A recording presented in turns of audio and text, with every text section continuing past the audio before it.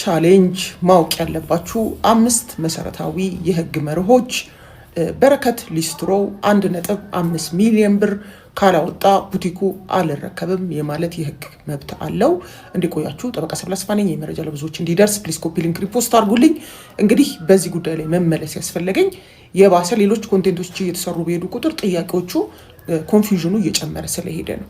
ከዚህ ጋር በተገናኘ መታወቅ ያለበት እኔ በተለይ ህሊና አያሌውን በጣም ጠንካራ ከማደንቃቸው ወጣቶች አንዷ ናት። ምንም አይነት ፐርሰናል ጉዳይ የለኝም ከማንም ጋር።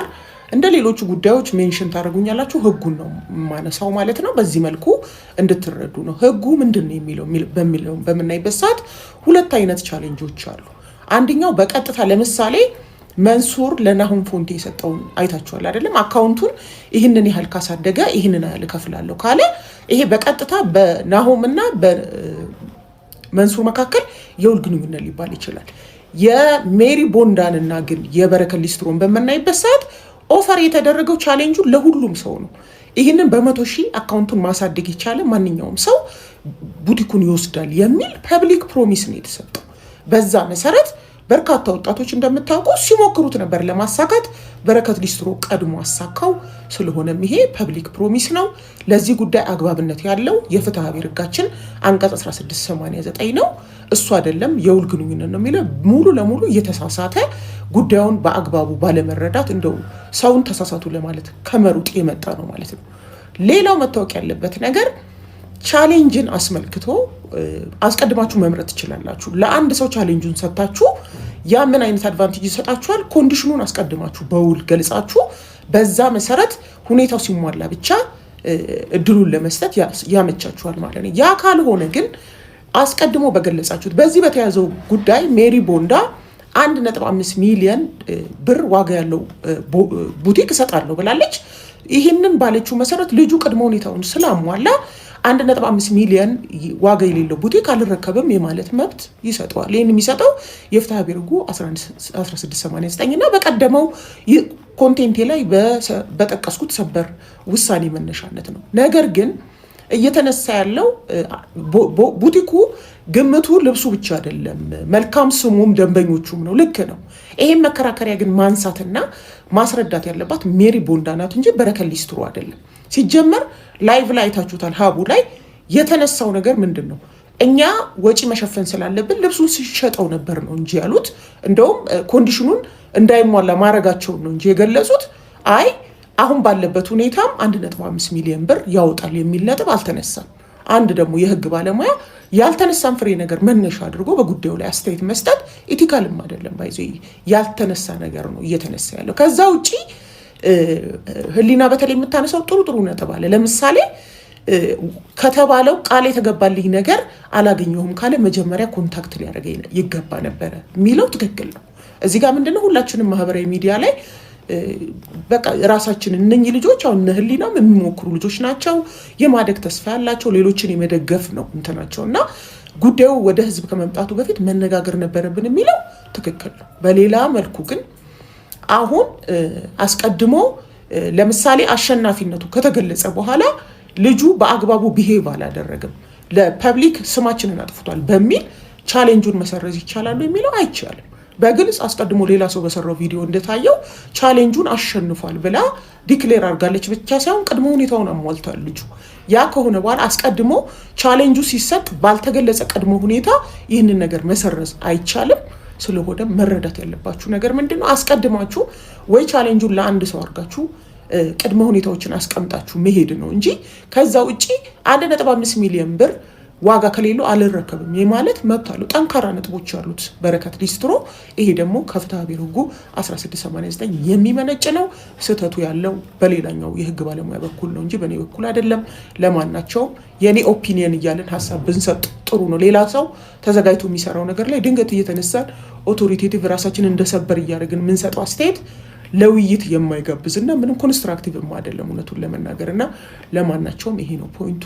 መሰል ጠቃሚ መረጃዎችን ታገኙና አካውንቴን ይከታተሉ። አመሰግናለሁ። በረከት ሊስትሮ ስማችን አጥፍቷል በሚል ያሸነፈውን ቻሌንጅ መሰረዝ እንደማይቻል ጠበቃ ሰብለ አሰፋ ገለጹ። ነገራችን ላይ ስለ ውል ነው እያወራን ያለ ነው። በተለይ በሜሪ ቦንዳና በበረከት ሊስትሮ መካከል ስለተደረገው የቻሌንጅ ውል ነው እያወራን ያለ ነው።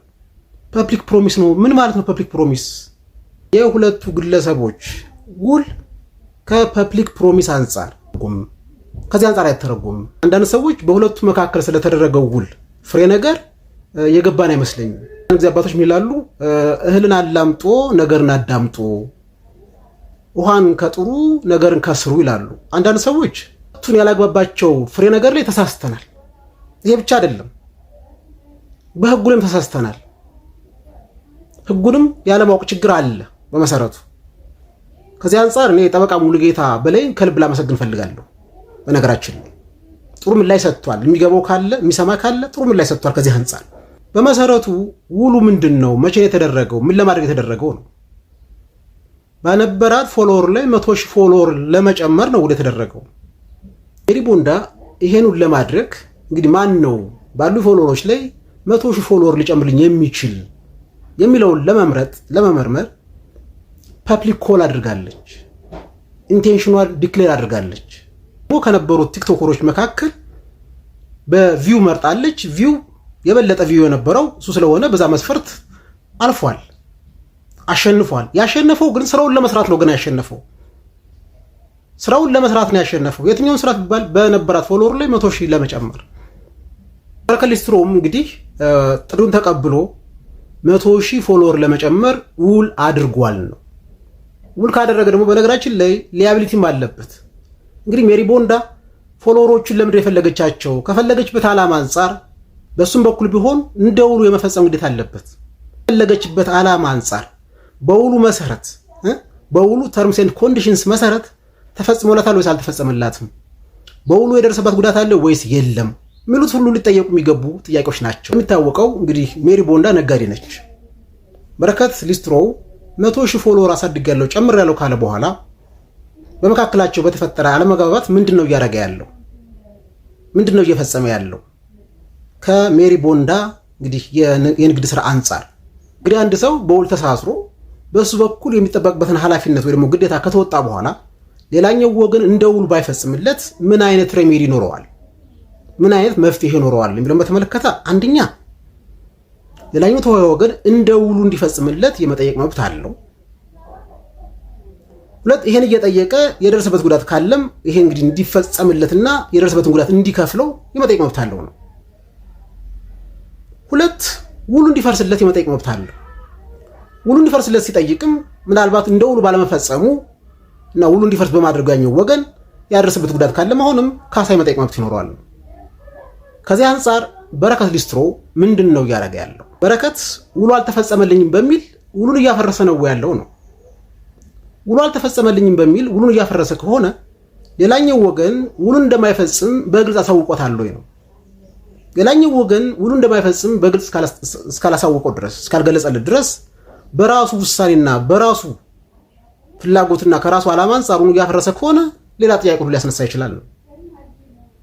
ሁለት እንደው ሌላኛው ወገን እንግዲህ ሜሪ ቦንዳ ውሉ አልፈጽምልን ብትለው እንኳን በረከት ሊስትሮ አሁን እያደረገ ያለው ውሉን ሳድጋቸዋለሁ ወይ ደግሞ ጨምሬላታለሁ ያላቸውን ፎሎወሮች ምን እያደረጋቸው? ውሉን እያፈረሰ ነው። ሰው ወደ ነበረበት እየተመለሰ ነው። ይሄ ማለት ደግሞ በዚህ መሃል ሌላኛው ወገን ምን አይነት ሬሜዲ ይኖረዋል ነው እንግዲህ እያጨቃጨቀ ያለው። በረከት ሊስትሮ ምን ሊረከብ ነው? ምን ሊሰጠው ነው ውል የገባው ነው? ወይም ደግሞ ሜሪ ቦንዳ ምንድነው ያለችው?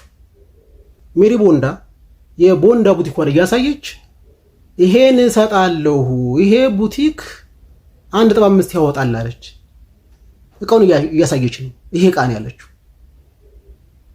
ይሄንን ተቀብሎ መጥቶ አይቶ ተስማምቶ ሄደ እንጂ ሜሪ ቦንዳ እቃ ሳታቀርብ አስቀድማ እቃ ሳታሳይ አስቀድማ የ1.5 ሚሊዮን ብር ቦንዳ ገዝቼ እሰጣለሁ ደግሞ አቀርባለሁ ብላ ሳይታይ እቃ ሳታሳይ ውል አላደረገችም።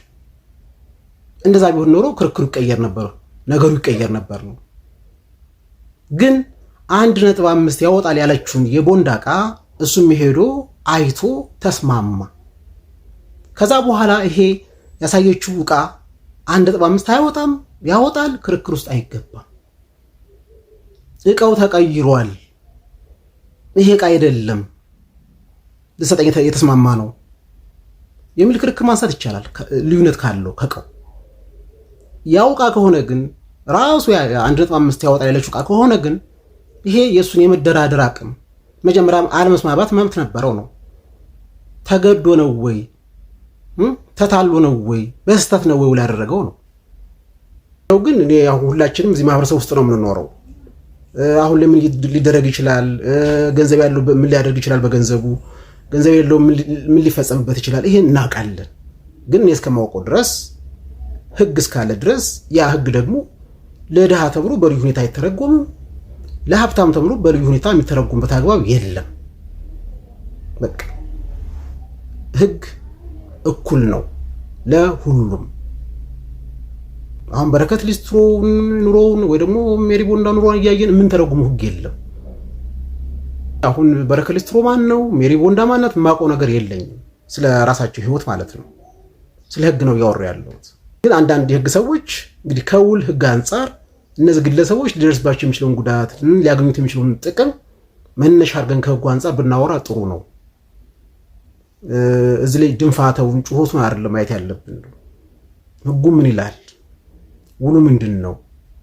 ማን ምን አደረገ? ማን ምን ሊያደርግ ውል ገባ የሚለውን ከህጉ አንጻር ብናይ መልካም ነው ብዬ አስባለሁ። አመሰግናለሁ።